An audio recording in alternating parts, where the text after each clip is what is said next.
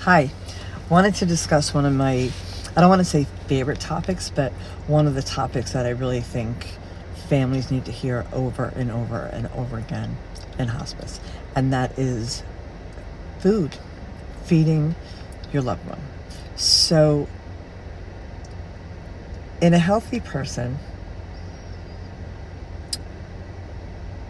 you want your person to eat and drink. And if you don't, dehydration could be dangerous. So we would say, yes, drink your 8 ounces.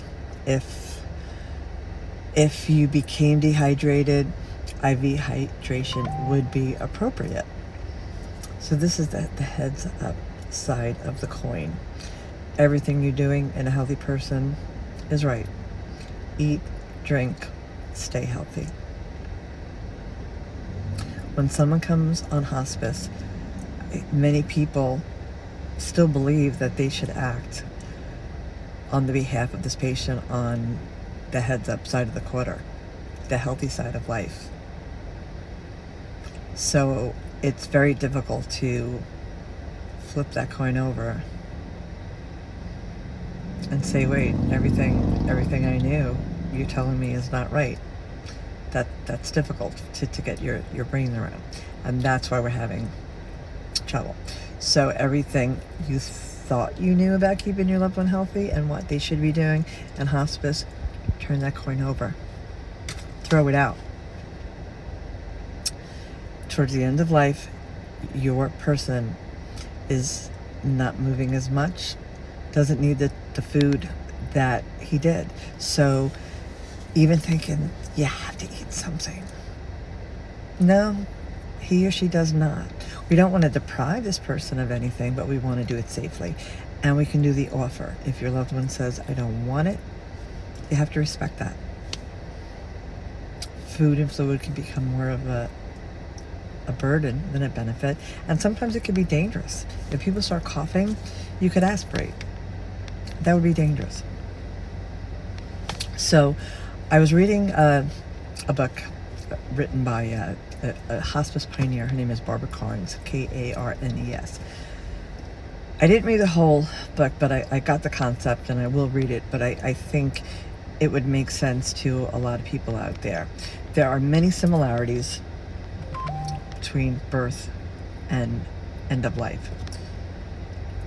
A pregnant woman could sneeze and give birth to a baby.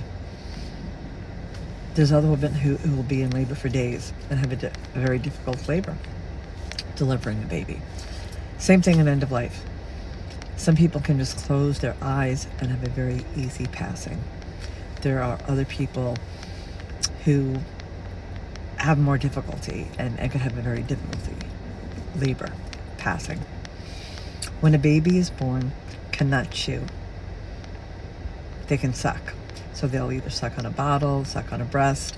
As they become stronger, they'll need more. They'll drink more. You might graduate to, well, you will graduate to applesauce, baby food, and then maybe graduate to bananas. And as your swallowing ability gets stronger, the types of foods you'll eat will increase until you can eat whatever you want safely. At the end of life, people are not doing as much, so their appetite will decrease. And again, as you get weaker, your swallowing ability will get weaker. So the consistency of foods you'll eat will also get weaker. So no more T-bone steaks. Chewing can be exhausting and dangerous. You might have waffles, eggs, potatoes. That might even be too much at some point. Then you might have puddings, yogurts, applesauce. At the very end of life,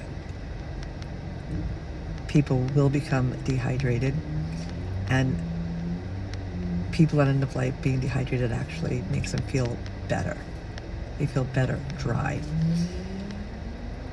And if anything, they may be sucking on an ice pop or an oral swab. So the beginning of life and the end of life, very, very similar. What would you do with a baby?